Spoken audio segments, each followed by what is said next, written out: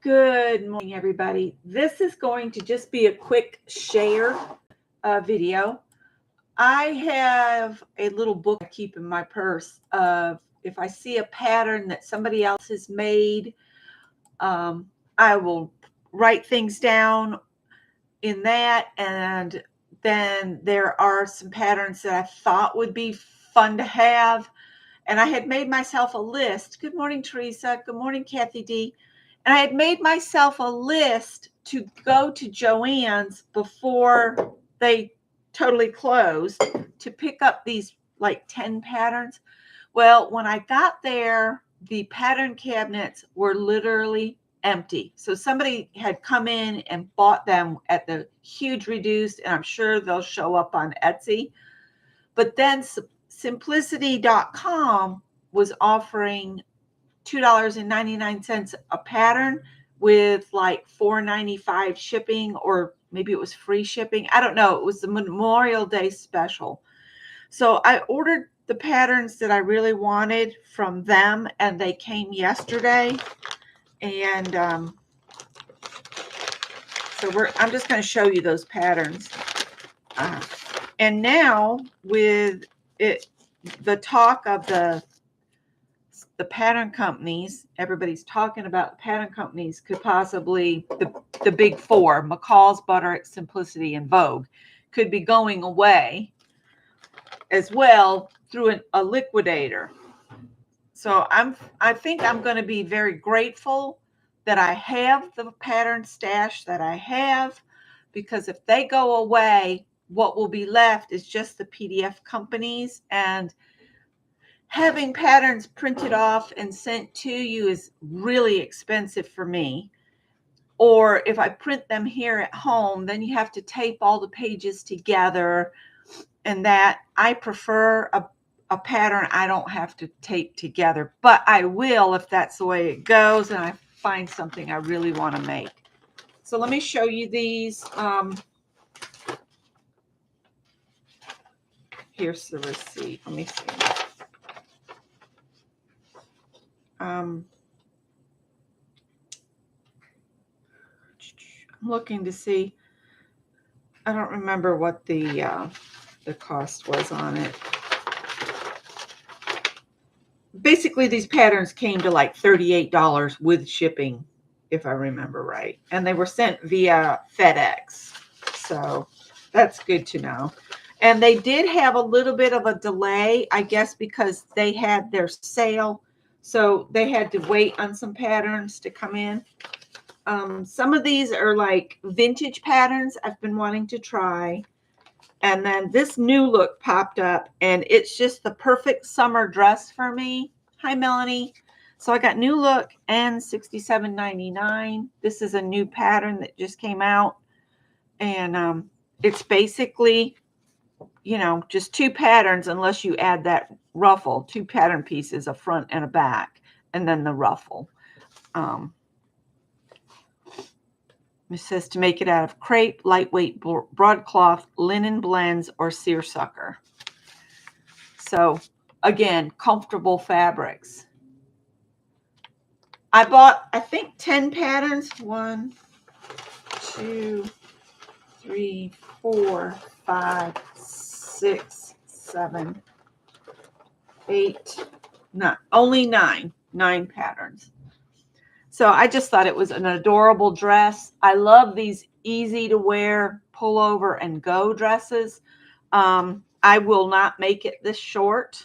That will be lengthened down to at least the top of my knee. I don't like things below my knee because then I look like a frumpy old lady. So right at my knee or just right above my kneecap, that's my preferred length. I don't like anything in the shin area unless it's meant to be that way. You know, like if I bought like a maxi dress, then yeah. But this, I want just something super comfy. So that was the first one. Now this is a vintage pattern, Simplicity S3115. It's a 1950s vintage. And it's just this cute overall set with this little skirt you can put on over it. Did you forget something? Uh-oh. Scott's running late and then he forgot something. So he's back. Oh, goodness. They'll be all right. It's so laid back down there. He can just work over at the end of the day. I'm not going to let it ruin my day. Nope. I hope your day is wonderful. What did you forget? My tool bag. Oh, gosh, you got to have that. Think about buying it. Okay. He forgot his tool bag, which has his work ID in it, so he couldn't even clock in when he got there. I thought it looked like you weren't carrying enough things when you went to the car. Well, it just didn't look like your hands were as full as normal. All right. I love you. Have a good day. Yes, after 40 years, we still say I love you in the mornings. Yeah. Yeah. Love you. Bye. So this one's just the cute vintage. You can do it with straps or without. I would be doing it with straps with possibly the shirt underneath. Yeah. And the line drawings, people like to look at line drawings, and I'm not pulling the paper out of the inside. You'll just have to deal with this because we got a few to go through. So I want to make some vintage clothing. This one's a 1930s McCalls M8398. Oh, by the way, you can go to simplicity.com and they sell all of the big 4 patterns plus New Look. I want to make sure they sent me the right sizes, which I'm sure they did. But this one just reminds me of something you'd see on the Waltons. Remember that TV show? And it's just a regular dress. I just think it was really cute. And I like the detail with the gathering under each breast. That just is something different you don't see these days. And line drawings are here. I would have to get Scott to help me button up those in the back because I'm not double jointed. I can't do that. But I thought it was a sweet dress. So I added that one. Then I've got Simplicity 8506. It's 1930s vintage sleeves that you can actually add to any pattern. You can use these sleeves provided they have the same attachment, like at the arm.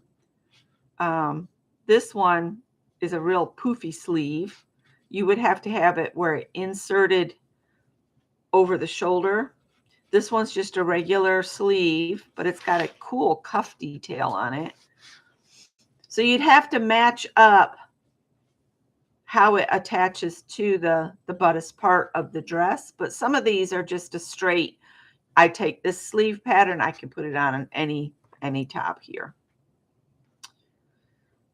I could do that with that one, that one, that one, that one, and that one. These 3 would require a little bit of finesse to get them to work.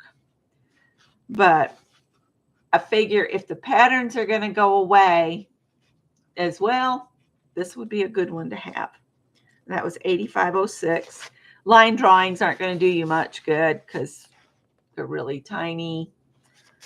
But I thought it would be nice to have those different sleeve options.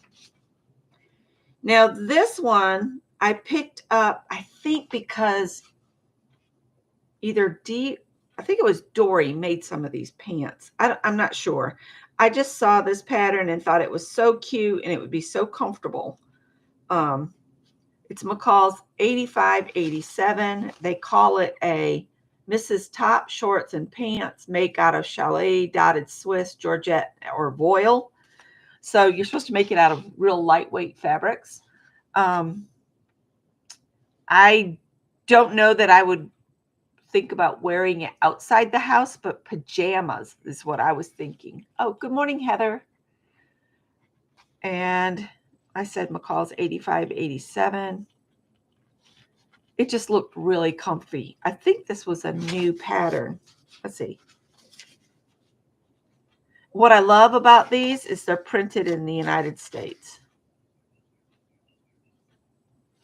does it say?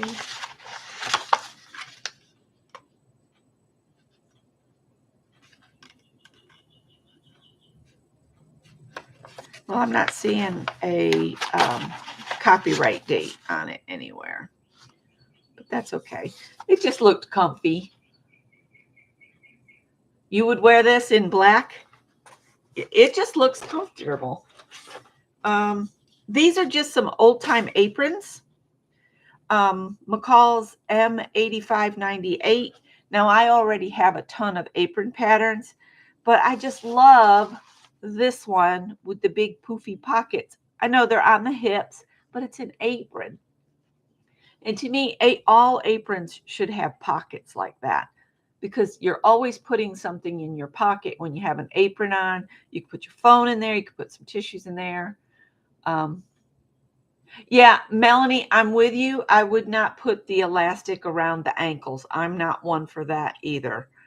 So mine would not be, this would not be as blossomed, because I would not do that.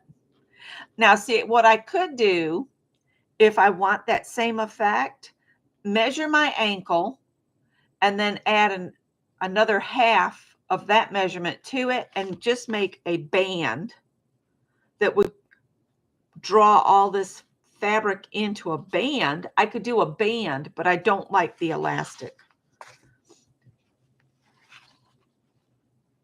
You love that C apron? This one here? It's pretty. Now, I made it an apron that crosses in the back one year and entered it in the state fair. I got a ribbon, but it was like a second place. And the lady had written on it that I needed to use more care in how I attach the bias tape. By the time you sew bias tape, it goes everywhere. Everywhere there's a raw edge, you have to run the bias tape. And quite frankly, I was sick of sewing on bias tape. But anyway, that's that apron.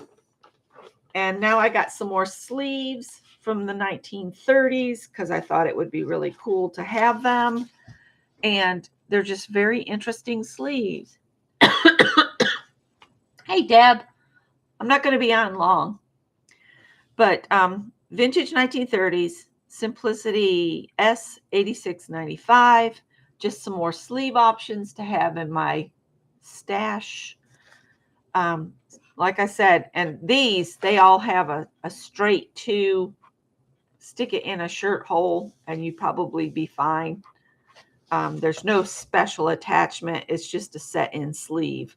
So you could add this to any blouse and change it up.